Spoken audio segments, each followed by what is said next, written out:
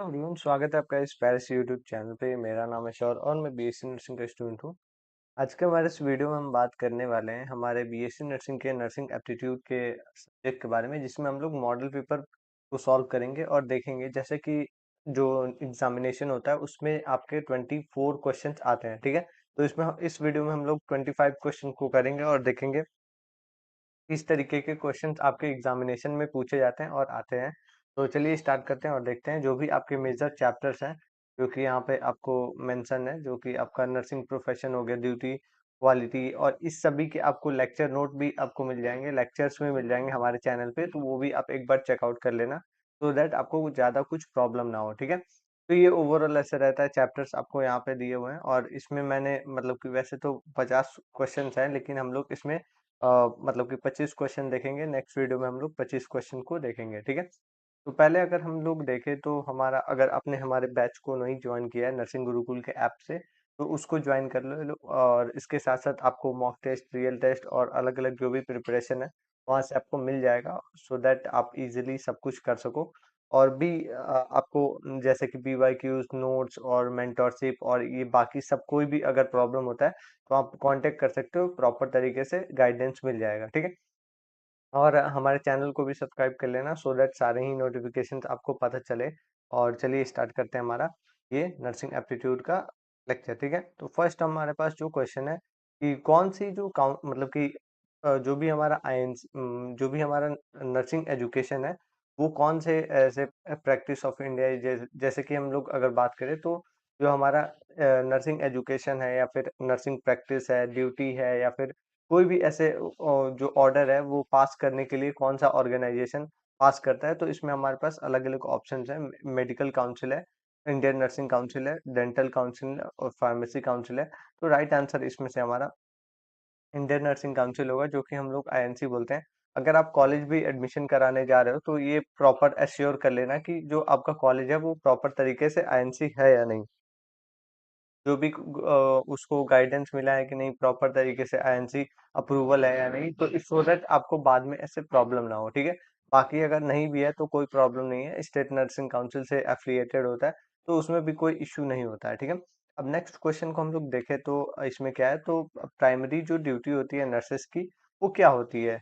तो प्रिस्क्राइब करना मेडिसिन को, डायग्नोस करना, जो भी हमारा कॉम्प्रिहेंसिव केयर है वो देना, या फिर सर्जरी में मतलब कि सर्जरी करना।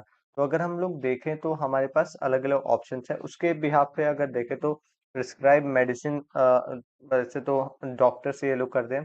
डायग्नोसिस तो जो भी हमारे डायग्नोसिस्ट होते हैं, लैब टेक्नीशियंस होते हैं, वो लोग करते हैं। बाकी आपका कॉम्प्रिहेंशन केयर जो होता है, जो कि हमारे मतलब कि सपोर्ट और केयर के लिए होता है, तो ये हमारा इसमें आ जाता है। सर्जरी भी डॉक्टर्स और सर्जन्स करते हैं। ठीक है, हमारा थर्ड क्वेश्चन है कि जो क्वालिटी ऑफ नर्स होती है मोस्ट इनिशियल, उसमें क्या होना चाहिए? ठीक है, एग्रेसिवनेस होना चाहिए, सिंपैथी, कंपैशन और मतलब कि स्ट्रिक्टनेस होना चाहिए।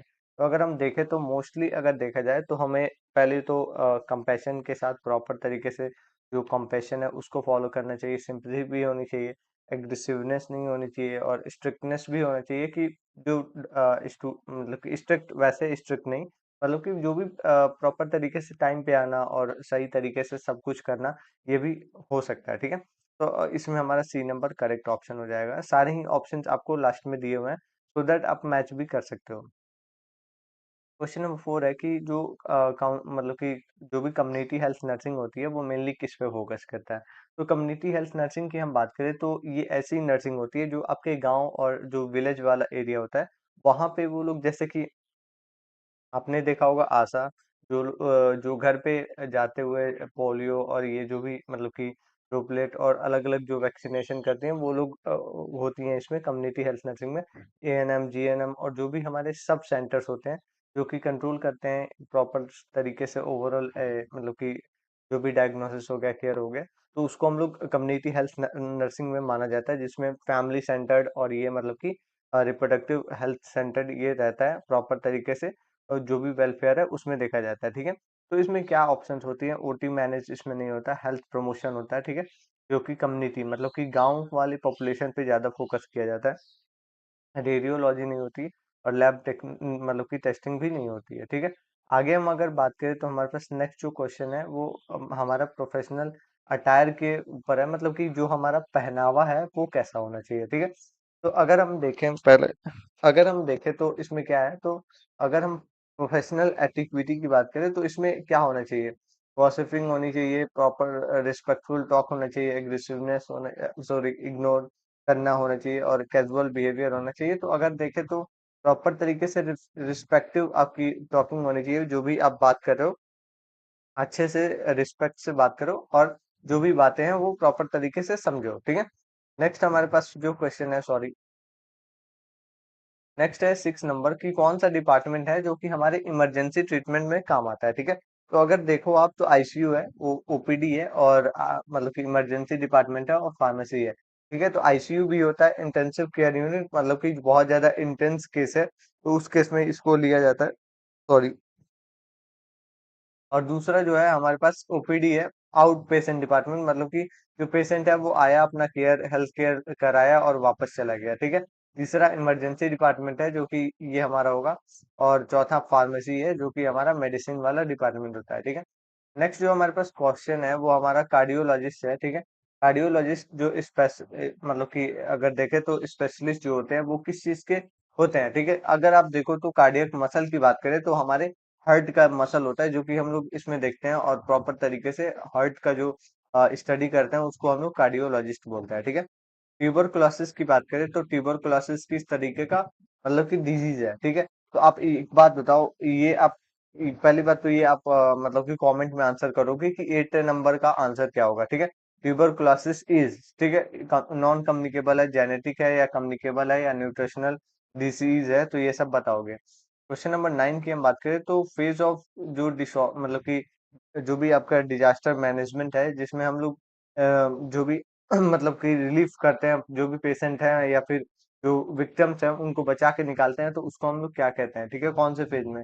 तो अगर हम देखें तो इसमें अगर देखें तो रिस्पॉन्स रिकवरी वाले फेजेस में हम लोग इसमें करते हैं, प्रॉपर तरीके से पहले प्रिपेयर किया जाता है, फिर आपके मतलब कि पहले से प्रिपेयर करने के बाद अगर देखें तो रिस्पॉन्स देखने को मिलता है, कवर रिकवरी होती है प्रॉपर तरीके से, हम लोग रिलीव करते हैं, ठीक है।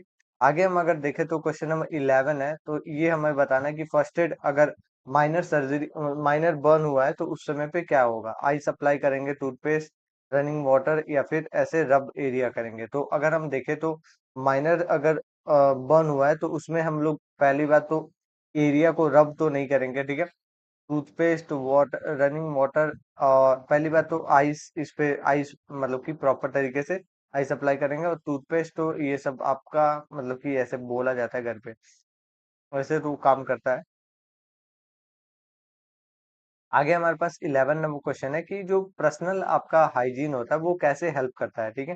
हेल्प इन कौन से टाइप में, तो इन्फेक्शन से बचाता है, ठीक है, मोर इन्फेक्शन कॉज करता है, या प्रिवेंट करता है डिजीज से, या फिर एपेटाइट से बचाता है, या फिर एलर्जी से बचाता है। तो अगर हम देखें तो डिजीज होने से बचाता है, प्रिवेंट करता है डिजीज होने से, ठीक है। आगे हम देखें तो फ्लोरेंस नाइटिंगेल है, तो फ्लोरेंस नाइटिंगेल को और किस नाम से जाना जाता है, lady with the lamp, mother surgery, या फिर अगर देखें तो फर्स्ट डॉक्टर, या फिर क्वीन नर्स। तो अगर हम देखें तो लेडी विद द लैम्प माना जाता है, ये मैंने बार बार बताया है। अगर आपने लेक्चर को नहीं देखा है तो हमारे चैनल पे ही आप देख सकते हो, प्रॉपर तरीके से मिल जाएगा आपको, नर्सिंग एप्टीट्यूड के सारे ही चैप्टर्स के लेक्चर्स मिल जाएंगे। 13 नंबर क्वेश्चन है कि जो मतलब कि ड्यूटी होती है मेंटेन करते हैं हम लोग रिकॉर्ड, उसको हम लोग क्या कहते हैं, ठीक है। डॉक्यूमेंटेशन करते हैं, काउंसलिंग, डायग्नोसिस बोलते हैं, सर्जरी बोलते हैं, ठीक है। अगर हम देखें तो उसको हम लोग डॉक्यूमेंटेशन बोलते हैं, दो टाइप से में इसको किया जाता है। पहली बात तो रिकॉर्ड किया जाता है, रिपोर्ट किया जाता है, प्रॉपर तरीके से स्टोर किया जाता है, तो ये सब होता है। अगर हम 14 नंबर क्वेश्चन को देखें कि एक नर्स है जो कि मेंटेन करती है कॉन्फिडेंशियलिटी को, वो किसके रिगार्डिंग होता है, तो ये हॉस्पिटल रूल होता है, या फिर मतलब कि पेशेंट की इन्फो के ऊपर होता है, नोटिस के ऊपर, टाइमिंग के ऊपर। हॉस्पिटल का रूल होता है कि प्रॉपर तरीके से कॉन्फिडेंशियलिटी को मेंटेन करना, ये कोड ऑफ एथिक्स में भी आता है कि आप जो भी बातें हैं दूसरों को ना बताओ, और प्रॉपर तरीके से सेफ रखो, ठीक है।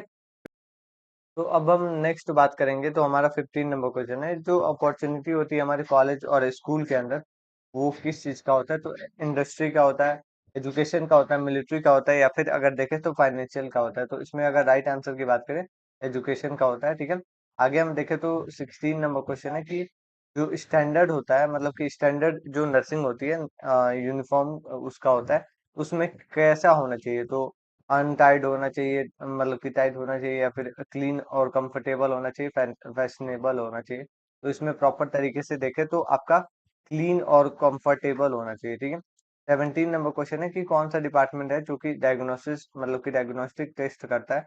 तो इसमें हम लोग देखें तो लेबोरेटरी जो होती है, लेबोरेटरी हमारा मतलब कि डायग्नोस्टिक टेस्ट करता है। लॉन्ड्री सिस्टम में आपका जो भी क्लोथ है उसको रिसाइकल किया जाता है। किचन में तो आप जानते हो, रिसेप्शन में आपके रिपोर्ट्स को लिया जाता है, ठीक है। 18 नंबर क्वेश्चन है कि न्यूरोलॉजिकल जो डिसऑर्डर, मतलब की ट्रीटमेंट होती है, वो किस चीज का डिसऑर्डर को देखा जाता है? तो न्यूरोलॉजिकल की हम बात करें तो ये एक तरीके से देखा जाए तो डायग्नोस्टिक, मतलब कि डाइजेस्टिव, या फिर आपके जो भी मतलब कि नर्वस सिस्टम का, या फिर आपके रेस्पिरेटरी का, या फिर यूरिनरी का। तो अगर हम देखें तो राइट आंसर की हम बात करें तो किडनी रिलेटेड जो प्रॉब्लम होती है तो उसमें हम लोग, सॉरी, नेफ्रोलॉजी होता है वो। और न्यूरोलॉजी की हम बात करें तो जो भी आपके नर्वस सिस्टम से रिलेटेड है उसको लिया जाता है, ठीक है। नेफ्रोलॉजी, नेफ्रो जो होता है, नेफ्रॉन आपको किडनी में देखने को मिलता है, जो कि हमारे मतलब कि फिल्टरेशन में काम आता है। फंडामेंटल यूनिट ऑफ किडनी भी बोलते हैं उसको। तो वो हमारे किडनी के जो स्टडी होते हैं उसको हम लोग नेफ्रोलॉजी बोलते हैं, ठीक है। तो इसलिए मैं थोड़ा इसमें कंफ्यूज हो गया। 19 नंबर क्वेश्चन है कि डायबिटीज मेलाइटस जो है, मतलब कि शुगर की जो प्रॉब्लम है, वो किस तरीके का है? कम्युनिकेबल है, और मतलब कि जो भी आपका वेक्टर बॉर्न है, या फिर नॉन कम्युनिकेबल है, वाटर बॉर्न है? तो अगर हम देखें तो नॉन कम्युनिकेबल टाइप का है कि आपका अगर सही से डाइट नहीं ले रहे हो तो आपको होगा, और दूसरे को नहीं फैलेगा, ठीक है। 20 नंबर क्वेश्चन है कि जो अर्थक्वेक है वो किस चीज का एग्जाम्पल है? बायोलॉजिकल एग्जाम्पल है, नेचुरल डिजास्टर का एग्जाम्पल है, केमिकल डिजास्टर, या फिर अगर देखें तो इंडस्ट्रियल? तो अगर हम देखें तो ये नेचुरल डिजास्टर होता है जो कि हमारा देखने को मिलता है, ठीक है। 21 नंबर क्वेश्चन है कि जो ड्यूरेशन है, मतलब कि ड्यूरिंग जो हम लोग जो भी आपके नजल ब्लीडिंग हो रही है, नोज ब्लीडिंग हो रही है, वो पेशेंट को हम लोग क्या, मतलब कि एडवाइस कर सकते हैं? लेफ है, मतलब कि उसको लेटा सकते हैं, ठीक है, फ्लैट लेटा सकते हैं, या फिर उसको टाई कर सकते हैं बैक के साइड में, ऐसे बोल सकते हैं कि सर आगे करो, या फिर ले फॉरवर्ड की तरफ, आगे की तरफ झुकने को बोल सकते हैं, या फिर हेड को ही शेक करने को बोल सकते हैं? तो अगर हम देखें तो राइट आंसर में हम लोग देखें तो हमारा जो भी हेड है उसको हम लोग ले फॉरवर्ड की तरफ कर सकते हैं, लेन फॉरवर्ड, ये इस तरीके से होगा। 22 नंबर क्वेश्चन है कि हैंड वॉशिंग जो होती है वो एक इफेक्टिव तरीका होता है कौन से टाइप का? तो इंक्रीज करता है ये स्ट्रेस को, ठीक है, प्रिवेंट करता है इन्फेक्शन से, इंप्रूव करता है एपेटाइट, और रिड्यूस करता है स्लिप को। तो अगर हम देखें राइट आंसर तो ये इन्फेक्शन से बचाता है, ठीक है। तो ये हमारा बी नंबर करेक्ट ऑप्शन होगा। 23rd नंबर क्वेश्चन देखें तो इम्पोर्टेंट जो ऑर्गेनाइजेशन होता है हमारे, मतलब कि जो भी नर्सिंग का इंडिया के अंदर, वो कौन सा होता है, ठीक है। तो अगर हम देखें तो आपके पास मतलब कि 1 सेकेंड। तो यूनि यूनेस्को है, डब्ल्यू है, और इसके साथ साथ आरबीआई है, और इसरो है। तो इसमें अगर हम राइट आंसर की बात करें तो हमारा बी नंबर जो करेक्ट ऑप्शन होगा, मतलब कि डब्ल्यू वो हमारा करेक्ट ऑप्शन हो जाएगा, ठीक है। अब 24 नंबर क्वेश्चन है कि जो इम्पोर्टेंट कैरेक्टरिस्टिक होती है नर्स का, वो क्या होता है? ठीक है, केयरलेस होनी चाहिए, ऑनेस्ट, मतलब कि डिस ऑनेस्ट होनी चाहिए, रिस्पेक्टेबल होना चाहिए, ठीक है। और इसके साथ साथ देखें तो हमारा मतलब कि ऐसे निग्लेक्ट करने वाली होनी चाहिए। तो इसमें अगर हम देखें तो सी नंबर करेक्ट ऑप्शन हो जाएगा, ठीक है। ओपीडी की हम बात करें तो ओपीडी किस तरीके का डिपार्टमेंट होता है? तो अगर हम देखें तो ये ऐसा डिपार्टमेंट होता है जहाँ पे पेशेंट आते हैं और अपना जो भी कंडीशन है वो अपना इलाज कराते हैं और वापस चले जाते हैं। तो उसमें हम लोग क्या कहते हैं, तो आउट पेशेंट डिपार्टमेंट बोलते हैं, ओपीडी बोलते हैं। जो कि पेशेंट आया, डॉक्टर से कंसल्ट किया, जो भी माइनर प्रॉब्लम्स है उसने उससे लिया और वो वापस चला गया, ठीक है। इसमें एडमिशन नहीं होती है प्रॉपर तरीके से, डॉक्टर मतलब कि देखे तो पेशेंट स्टे नहीं करता हॉस्पिटल के अंदर, ठीक है। तो ये हमारा ए नंबर करेक्ट ऑप्शन हो जाएगा। सो दैट हमने यहाँ पे 25 क्वेश्चन को सॉल्व कर लिया।